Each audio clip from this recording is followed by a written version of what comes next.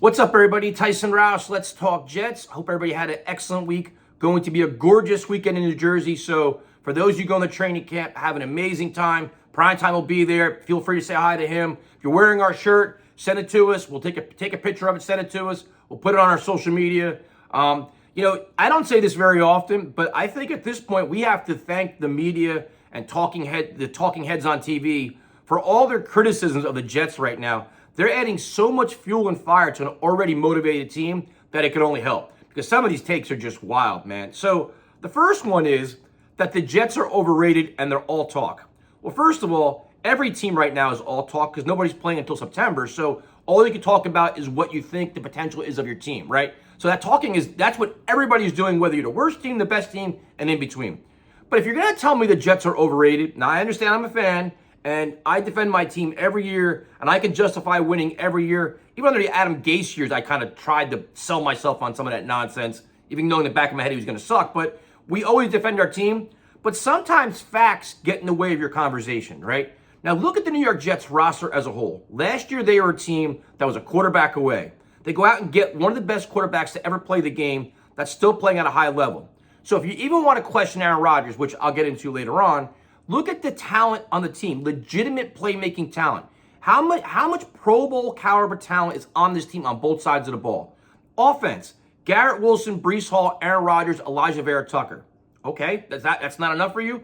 Defensively, you got DJ Reed, Sauce Gardner, CJ Mosley, Quinton Williams. I mean, it's not like the Jets are a bunch of guys. They have guys, and the young nucleus is getting better, and they're all emerging. So to say the Jets are overrated, I don't really know how you stack that up because all you could say is they're going to be one of the top, 6, 7 teams in the AFC, and that's all you want.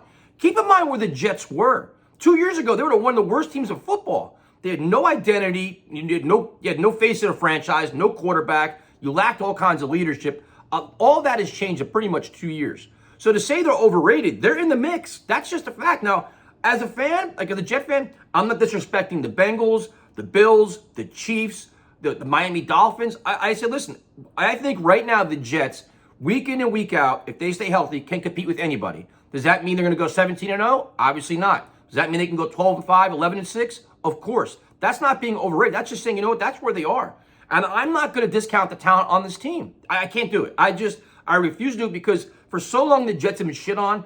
This isn't the year to do it on paper, right? Once the season starts. So the other thing is that this season is Super Bowl or bust. I think was it Super Bowl or shut up.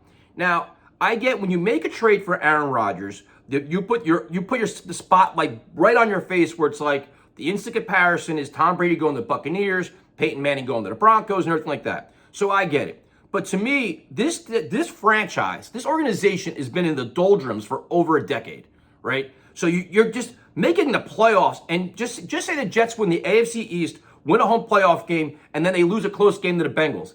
Is that season a failure for you? Now, this isn't a loser mindset. I'm just saying, don't tell me it's Super Bowl or bust where you look at where we were and where we're going and where we are. To go, say, 11-6, AFC East, win a home playoff game, and you lose a close game, that's a successful season. Because for me, this is a 2-year window with Aaron Rodgers.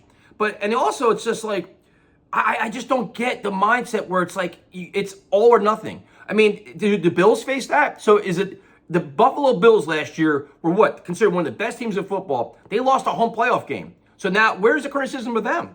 It's just so weird where everybody loves this shit on the Jets. They do. And for years, we deserved it because the Jets have been a comedy show. They've been if it could go wrong, it did go wrong, and they always maximize it with stupidity. This year, they've done a lot of good things. Joe Douglas is well respected. Sal is a coach on the rise. So to say Super Bowl or bust or shut up, if you don't win a Super Bowl, you can't talk. If you become one of the worst teams from one of the worst teams of football to one of the top 5, top 6 teams of football, that's a lot of progress for this organization. It just is. Now, I know you say, well, you can't have that defeatist mindset. Listen, my mindset is win the Super Bowl every year, always find a way. But this isn't, to me, it's not an all or nothing year this year with the Jets. You want to make a lot of progress. And then if anything, next year's that because that's probably Aaron Rodgers last year. Going to Aaron Rodgers, I'll say this. If Aaron Rodgers stayed with the Packers, the narrative would be, you know what, Aaron Rodgers looking for a big year. He was hurt last year. The expectations are high. There'll be a lot of positivity. He comes to the Jets. Now it's like he's on the decline. He looks old. He looks skinny. He looks this. All these criticisms are coming out. Now, I understand Aaron Rodgers is a polarizing figure. I understand that it's always a pick on the Jets. But now, all of a sudden, there's all this negativity surrounding Aaron Rodgers. And I guarantee you, if he was in Green Bay, this wouldn't be happening. So all these takes, are going to just, Aaron Rodgers is already motivated. He wants to just play at a high level, first of all, for his own pride, but secondly, to show the Packers what they missed out on. Like, he's just want to show, I'm not done. I still got a lot of football left. And now all these just criticisms of his game, like, I'm going to prove everybody wrong, and I'm going to win with a team that nobody thinks I can win with. So these Aaron Rodgers criticisms are wild. And then, so those are all things in the media. The one thing that I do like is that Aaron Rodgers and Sauce Gardner are both talking about paying attention to detail, not repeating mistakes. Like, the level of accountability within the building is so encouraging, because I think in the last couple of years under Saleh and Mike LaFleur, I think it's a new coaching staff, a young coaching staff with an inexperienced quarterback. Flacco didn't count. He didn't give two shits. So now you see this is becoming like a much tighter organization, a much more professional organization, where it's like they're establishing that winning mindset and culture that they haven't had in a long time. Like, teams have to learn how to win. Last year, they fell apart. The spotlight was on the Jets. They had so many opportunities to make the playoffs, and they blew every one of them. 2 of the games, they didn't show up. But now you have this new sense of leadership, new sense of mentorship. I think Hackett plays a big deal in this too, where it's like, all right, we're going to clean a lot of this up. We're going to establish a much higher standard here, because we know where we want to be, and we all have to get there. And I think the Jets and Joe Douglas drafting all these high-character players is now going to pay huge dividends, because that work ethic and that mindset is going to be in the weight room. It's going to be on the practice field. I think they're starting to weed out players that don't fit their mold. I think Denzel Mims didn't fit their mold. Now it's like you're going to have a very united group, a tough group, a physical group, but they're all going to be on the same page working together. It's going to be either their way or the highway. If you're not going to follow the rules and the process they're following, you're going to be out of here. And I'm fine with that.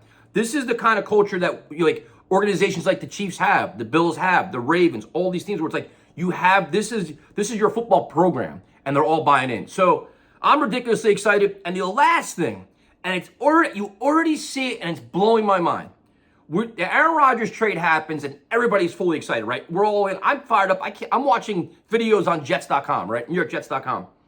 As the season approaches, it gets closer. People are starting to get nervous. What if this happens? And I saw the one segment on ESPN. What if the Jets start out 2-4? Why is it always a negative thing?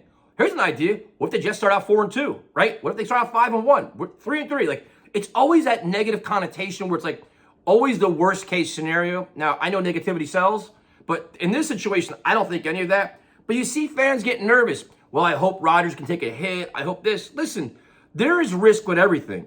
Josh Allen got banged up last year. It doesn't matter. As an older quarterback, you have more risk.